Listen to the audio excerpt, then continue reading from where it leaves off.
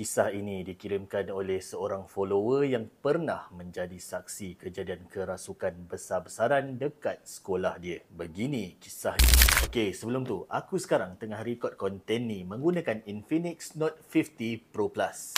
Okey, berbalik kepada kisah kita tadi. Masa tu ada program motivasi dekat Dewan. Semua pelajar wajib hadir, termasuk budak-budak asrama. Tengah program tu berjalan, tiba-tiba salah seorang pelajar perempuan tiba-tiba menjerit.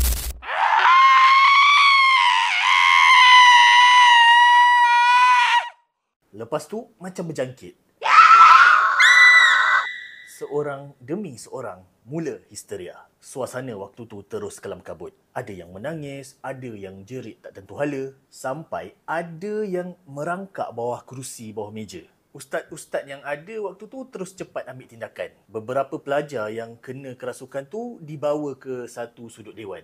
Dan sesi ruqyah dijalankan secara berperingkat. Okey, yang kirim kisah ni pula waktu tu berada di bahagian belakang dewan. Dan katanya waktu tu dia duduk dekat sebelah kawan dia yang memang minat dengan benda-benda misteri macam ni. Kawan yang jenis selalu sembang yang dia tak takut hantu dan pandai ubatkan, katanya lah.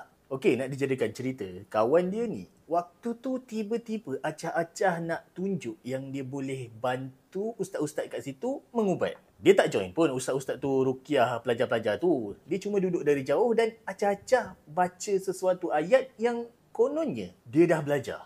Mula-mula okey je, tak ada apa-apa reaksi daripada pelajar-pelajar yang kena rasuk tu. Tapi tiba-tiba salah seorang pelajar yang kena rasuk, yang tengah diruqyah jauh duduk dekat depan tu, berhenti mengamuk. Dia diam. Tangan dia yang tadi terhayun-hayun macam tu, perlahan-lahan jatuh ke sisi.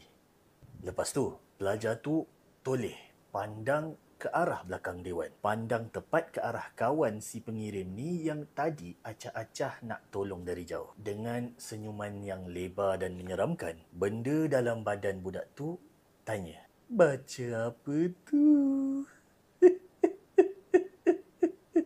Dewan waktu tu terus senyap. Kawan si pengirim ni dah pucat lesi muka dia. Dia terus tunduk sambil pegang lutut. Tak tahulah apa yang ada dalam kepala dia waktu tu. Tapi kawan dia ni memang terus tak berani nak pandang depan lepas tu. Nasib baiklah benda tu tak teruskan berdiri pergi dekat kawan dia kan. Dan sampai habis huru-hara yang berlaku dekat dewan tu, kawan dia ni memang senyap je. Dia tak berani nak pandang siapa-siapa. Nampak ketakutan dekat wajah dia. Jadi, kata pengirim, moral yang kita boleh dapat daripada kisah dia tentang kawan dia ni adalah, kalau kail panjang sejengkal, jangan lautan hendak diduga. Kalau ilmu belajar tak habis, jangan cuba-cuba nak acah power.